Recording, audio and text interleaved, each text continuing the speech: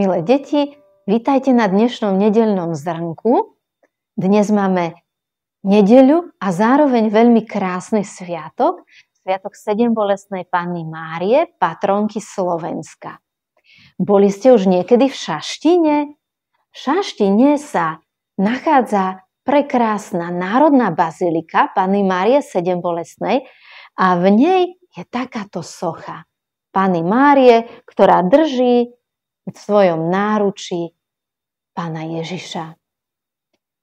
A k tejto soche sa viaže jedna udalosť, ktorá sa stala veľmi dávno, v roku 1564, keď v Šaštine žila rodina Coborovcov, veľmi významná rodina to bola, žili tam manželia Imrich a Angelika. A títo raz, keď spolu išli v koči, veľmi sa pohádali. Až tak, že manžel Imrich vysadil Angeliku z koča rovno a nechal ju na poli.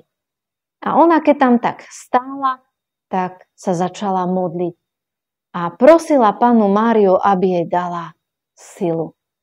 A vtedy sa jej zdalo, že vidí Pannu Máriu, ktorá drží v náručí svojho syna, ktorá jej aj hovorí, aby vytrvala v dobrom. Vtedy pocítila veľkú silu, začala ďakovať Panne Márii a sľúbila jej, že sa bude modliť. Veľa sa modliť a bude sa modliť aj za svojho manžela, aby sa zmenil.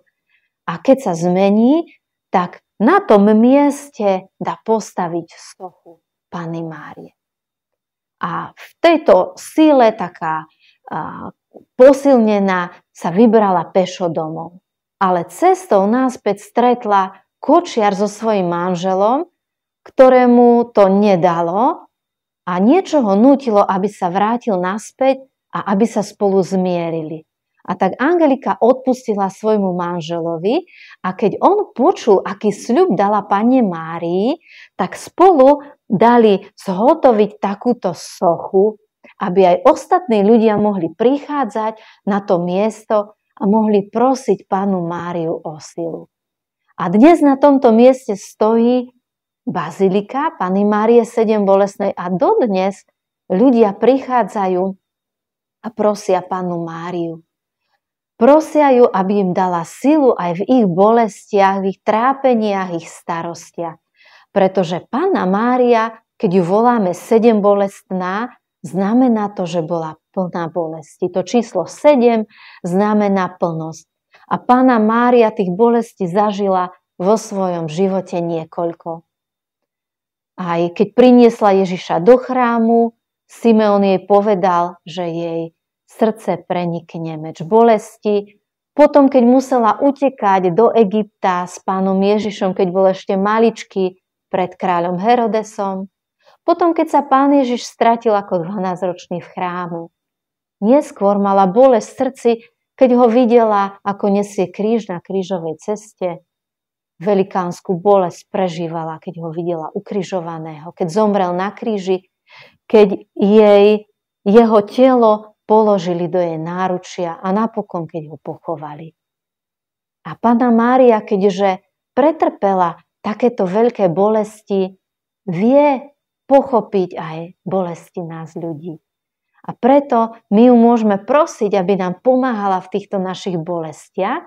A tým, že Panna Mária je aj patrónkou nás, aj celej našej krajiny, znamená to, že je našou ochrankyňou. A nás, aj celú našu krajinu, celé naše Slovensko ochraňuje.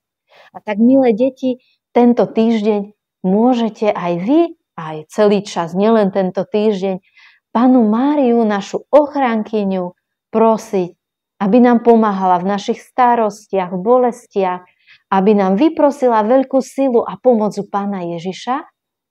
A môžete sa každý deň pomodliť modlitbu Zdravá z Mária a cítiť, že ona nás nosí vo svojom srdci aj s našimi bolestiami, aj s našimi trápeniami, aj s tým všetkým, čo prežívame. Panna Mária, patronka Slovenska, oroduj za nás. Oroduj za nás aj za celé naše Slovensko. Tak, milé deti, majte krásny týždeň. Ahojte!